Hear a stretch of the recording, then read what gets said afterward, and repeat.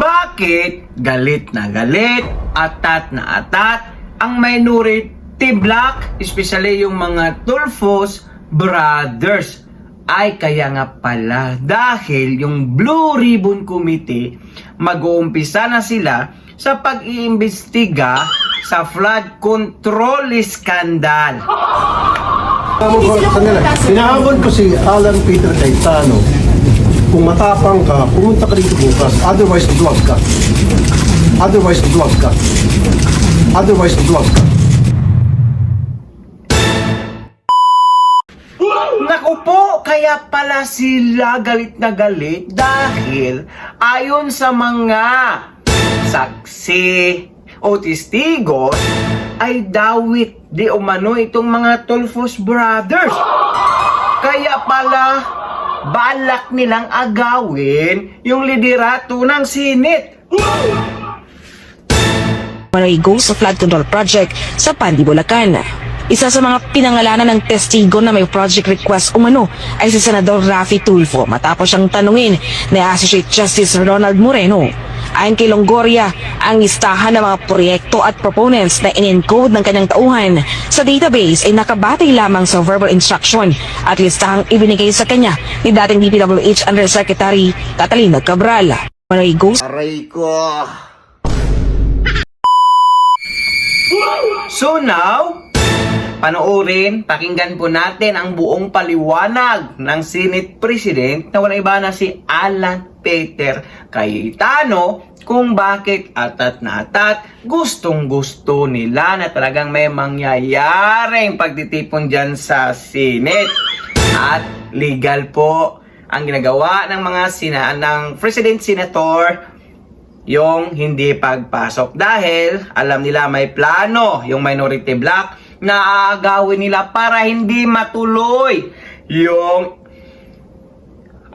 Blue Ribbon Committee sa pagtalakay, imbestiga sa malawakang nakawa na nangyayari sa DPWH sa proyekto ng flood control. Ito po yung paliwanag. Pakinggan po natin ang ating Senate President Alan Peter Cayetano.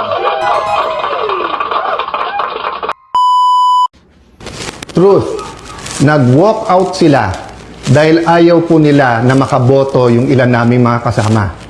Yung po, sa kanila mismo nanggaling yon. Objective ng walkout nila, sila ang maging majority.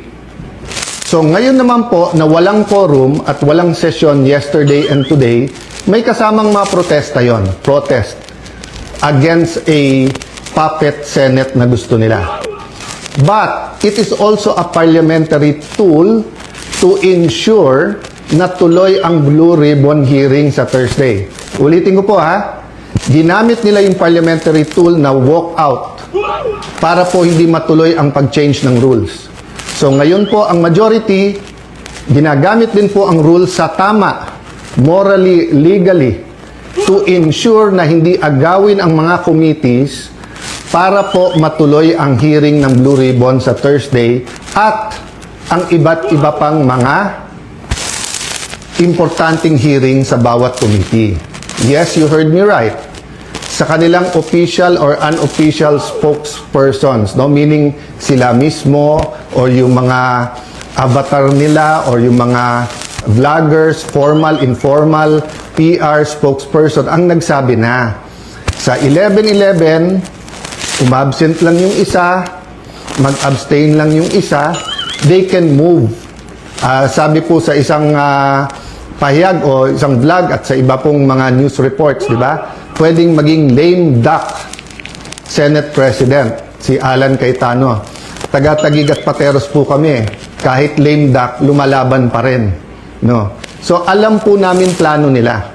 Ang plano nila, abangan, tanggalin ang mga committee sa legitimate majority. Why do I say legitimate majority?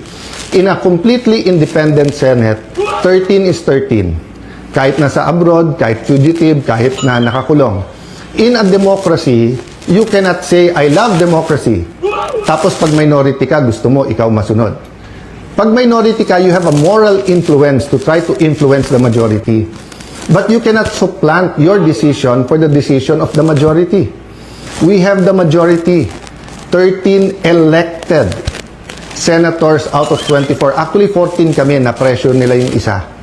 In the future, I can show you paano siya tinakot and I can show you kasama talaga namin. Ang problema nga tinakot at ang pagpihit ngayon pagkakulong ni Senator Jinggoy ay ginagamit nilang panakot sa iba. Don't get me wrong, ha?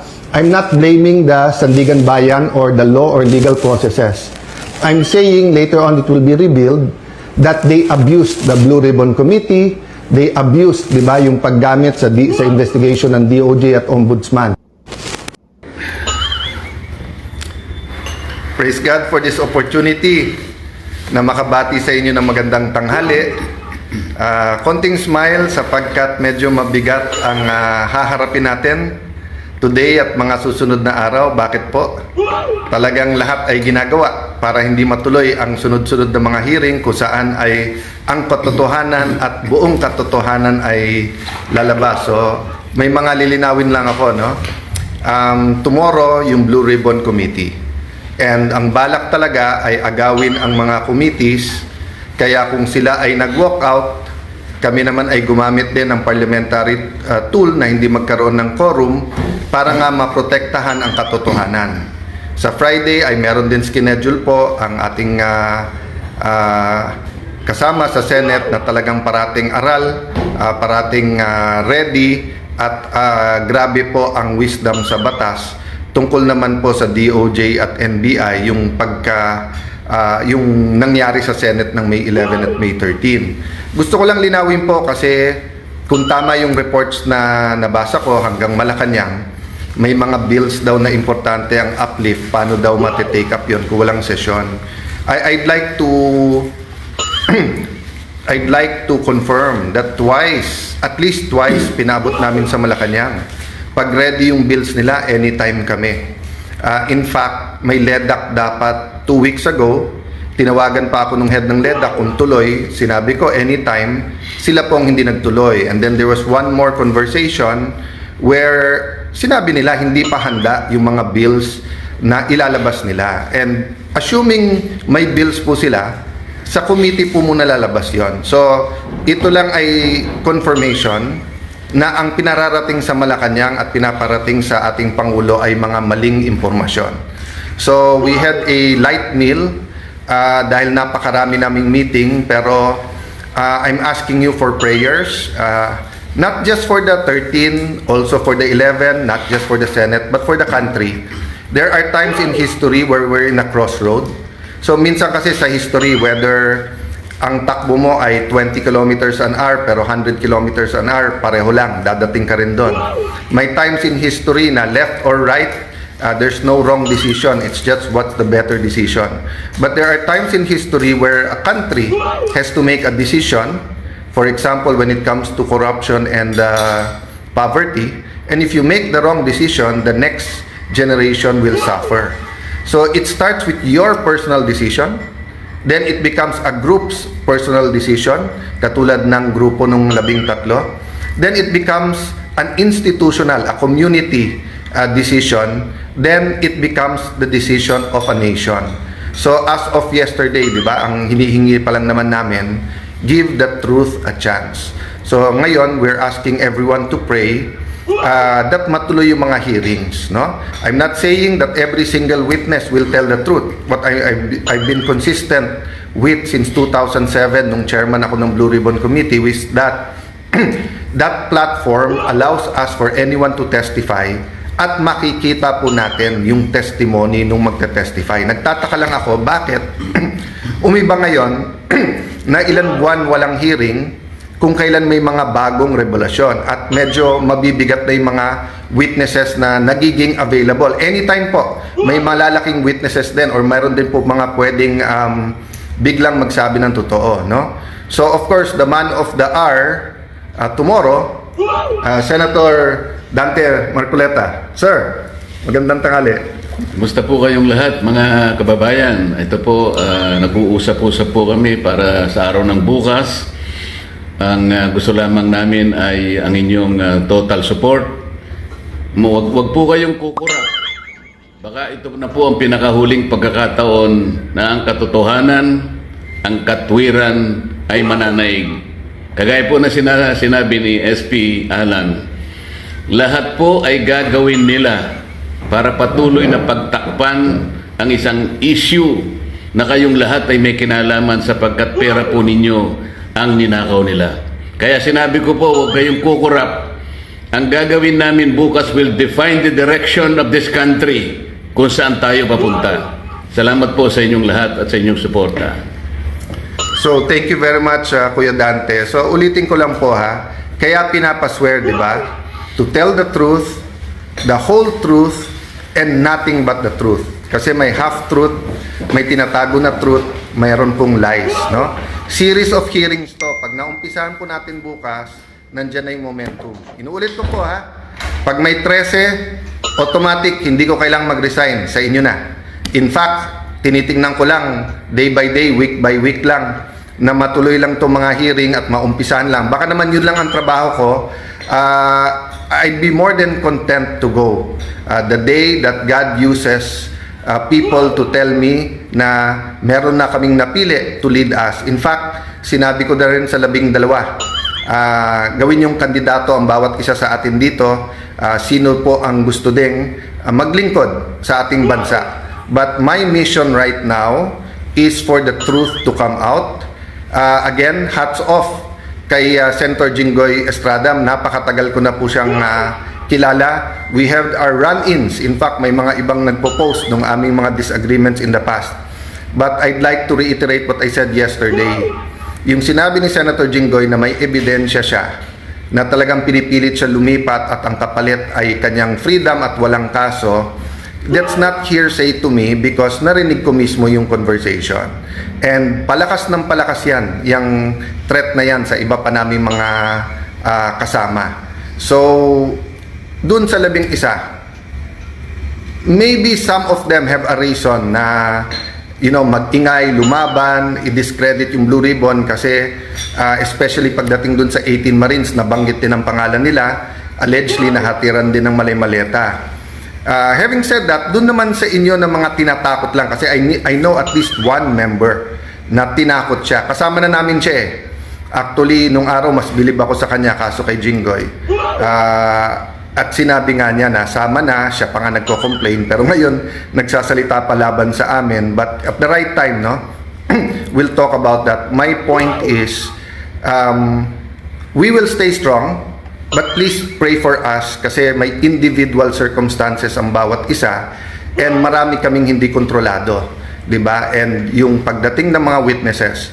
By the way, gusto ko lang malaman nyo, we also invited the Office of the Ombudsman, the DPWH, and the DBM or the representatives kasi we'll do this very orderly. We'll find out nasaan na ba investigasyon nila, ilan na ba talaga ang ghost at hindi, magkano ba talaga ang involved dito. So ang daming impormasyon na kailangan maging malinaw sa atin lahat. So magandang tanghali po. Please pray for our meetings today. And ulitin ko po ha, we're not praying that God be on our side. We're praying that we be on God's side. And to listen and to hear the prayer, dapat may basis. And the basis is God's word. And of course, the basis is yung tamang counsel na dun lang tayo sa tama. Hindi pwedeng kasilungan. God bless you all.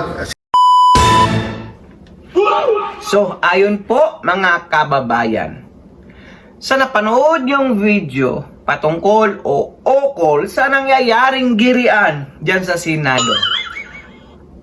Pakikomento po ng iyong mga opinion o reaction sa comment section kung ano po ba talaga ang pakay-balak ng minority bloc kung bakit ayaw nila talagang matuloy yung gagawing Blue Ribbon Committee investigation dahil mayroon silang pinagtatakban. Tama po ba ako? Kasi mayroon talagang mga pangalang madadawit, matuturo at makukulong. At yan po ang isang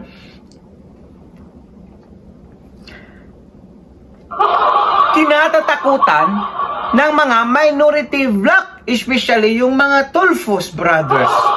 Bakit? Dahil sa unang paimbestigasyon, Dawit na po yung kanilang mga pangalan.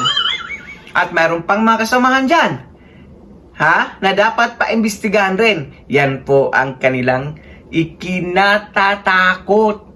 Dahil pag nag-umpisa yan bukas, magkaalaman na. Iyari na sila. Himas-rihas na sila.